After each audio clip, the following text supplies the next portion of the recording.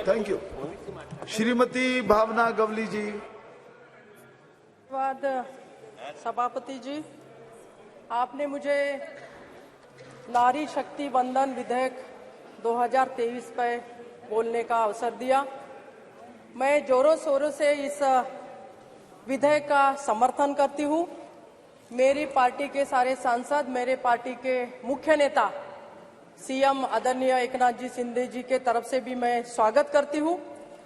आज 75 सालों के बाद राजनीतिक भागीदारी महिलाओं को मिलने जा रही है और मैं यहाँ पर ये बताना चाहूंगी कि ये जो बिल है ये महिलाओं का दिल है और दिल और दिमाग को देखते हुए आदरणीय प्रधानमंत्री जी ने महिला आरक्षण लाने का ये फैसला लिया है। सभापति जी, यहाँ पर मैं ये बताना चाहूंगी कि महिलाओं के किस्मत का ताला मोदी जी ने खोला।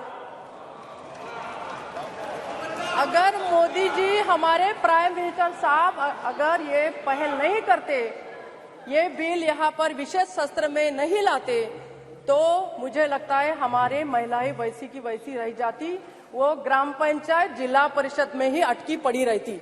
और ये निर्णय लेने के कारण हमारे सारे महिलाओं को फायदा होगा।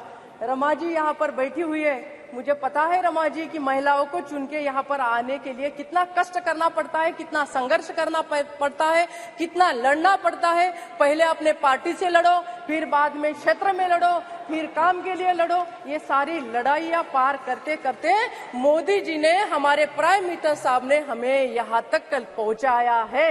मैं बहुत बहुत धन्यवाद उनका देना चाहूंगी कि ये पहल उन्होंने की है और ये पहल तो वही कर सकते, दूसरे में हिम्मत कहाँ है करने की।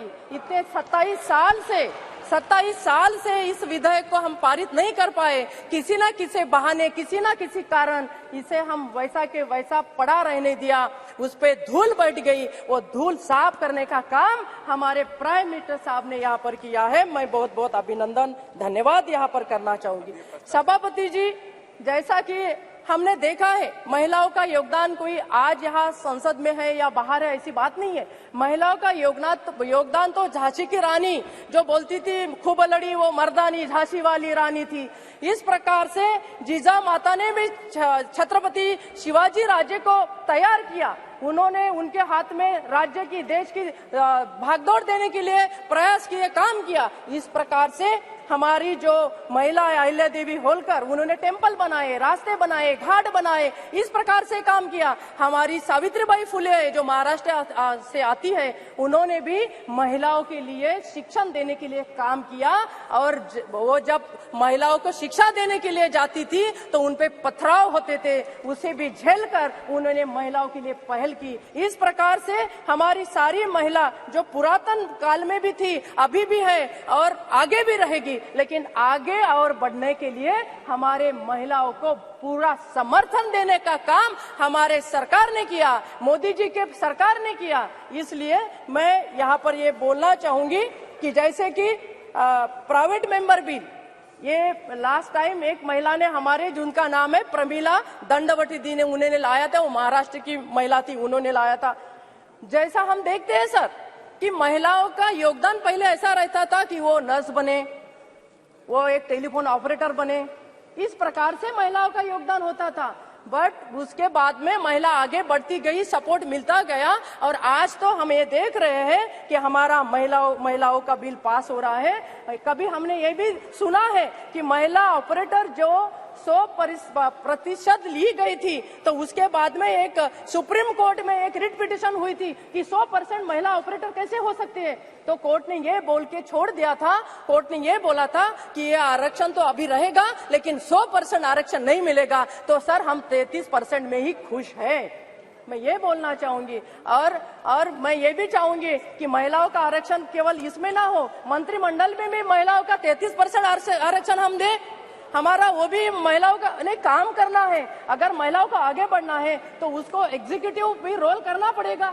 केवल वो आए बैठे बोले चली जाए, ऐसा होता था पहले, अभी नहीं होगा आगे। और इस प्रकार से महिलाओं के लिए खाली चर्चा करने का काम यहाँ पर हमारे प्राइम मिनिस्टर साहब ने नहीं किया, तो चर्चाओं के बाद में निर्णय लेने का काम यहाँ पर हमारे पंत प्रधान जी ने किया है।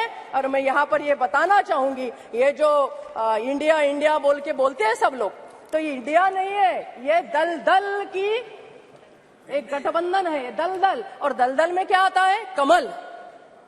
तो ये जो प्रयास कर रहे हैं वो अपने खुद के दलदल में फंसने वाले हैं और कमल का फूल खिलने वाला है और उसको सपोर्ट देने का शिवसेना काम करेगा।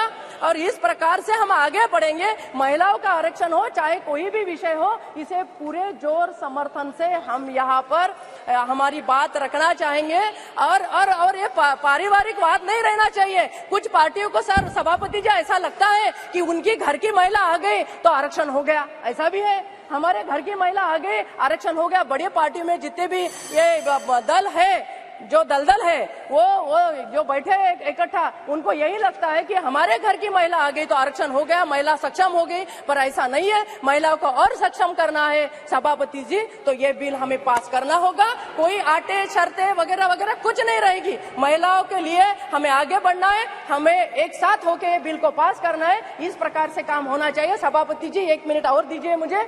यहाँ पर हमारी हिना जी बैठी है, यहाँ पर हमारी देव जी बैठी है, यहाँ पर हमारी ये दीदी बैठी है, यहाँ पर आगे भी ये सारी महिला बहुत संघर्ष करके आई है सर। मैं भी बहुत संघर्ष करके यहाँ तक पहुंची हूँ। मुझे कोई राजनीतिक बैकग्राउंड नहीं है, लेकिन 5 बार यहाँ पर मैं अपना प्रतिनिधित्व कर रही हूँ, अपने खुद के बलबूते पे कर रही हूँ। मेरे पार्टी ने मुझे सपोर्ट किया है, मेरे बाकी के लोगों ने सपोर्ट किया है, लेकिन मेरा संघर्ष भी उतना ही रहा है। जिस प्रकार से हमने संघर्ष किया है, जिस प्रकार से यहाँ की हर एक महिला संघर्ष करके आती है, उस संघर्ष को सैल्यूट करते हुए, उस संघर्ष को प्रणाम करते हुए इस बिल को हम सब लोगों को पास करना चाहिए। और मोदी जी को सक्षम नेतृत्व के आगे बढ़ने का हमें 24 में और मौका देना है। उसके लिए हमें इकट्ठा होकर ये बिल को पास करें, यही मैं करूंगी। और शिवसेना पूरा समर्थन यहाँ पर करती है। श्रीमती ज्योतिमणि जी।